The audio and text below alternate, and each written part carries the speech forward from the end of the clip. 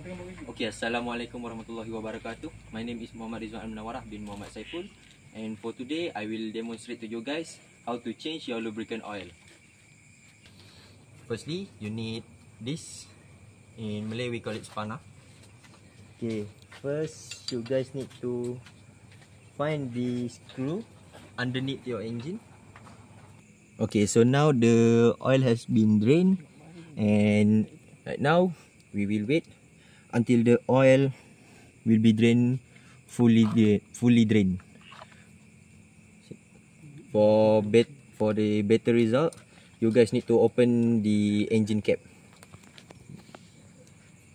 This one, you guys need to open it and rotate it anti-clockwise using your pliers.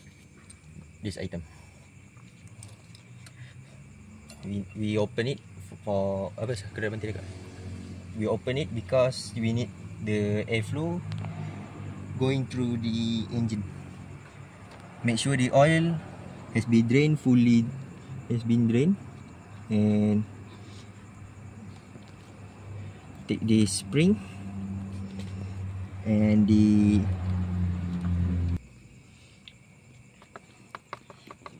make sure to make it clean, and for the better result you guys need to wash it first, or just wipe it clean using your napkin.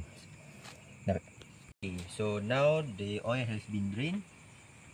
Make sure to stand by your lubricant, the new lubricant oil. For this I will use the Castrol Active 20W40 4040. This one is the semi-synthetic version. So now we need to put the new engine oil inside the engine. Make sure to put it slowly so the airflow doesn't block. Tips for you guys: if you guys want to pour this oil, make sure don't pour it until the bottle is empty. Just at like 900 milliliters.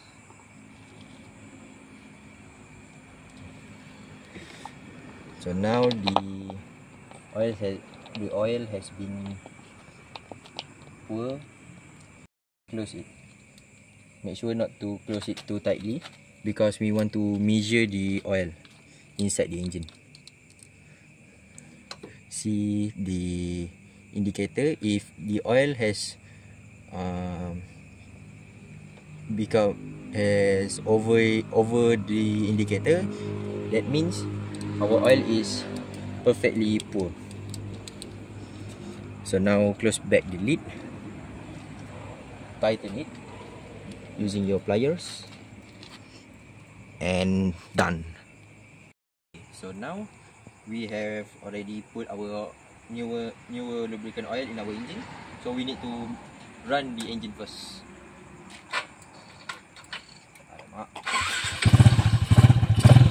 Make sure to make it run.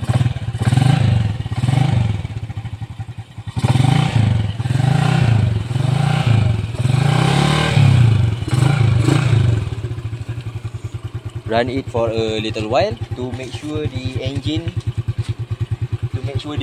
oil circulate in our engine.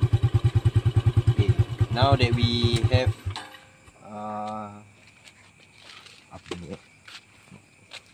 okay, so right now we have already run our engine, and we can see the older engine oil under us. Okay, so now that we have done already our job, and so that's all from me. I hope this video will give more explanation and information to you guys how to change your lubricant oil from the old one to the newer one. Okay, so that's all from me. Thank you, and Assalamualaikum warahmatullahi wabarakatuh, and good night to everyone. Bye.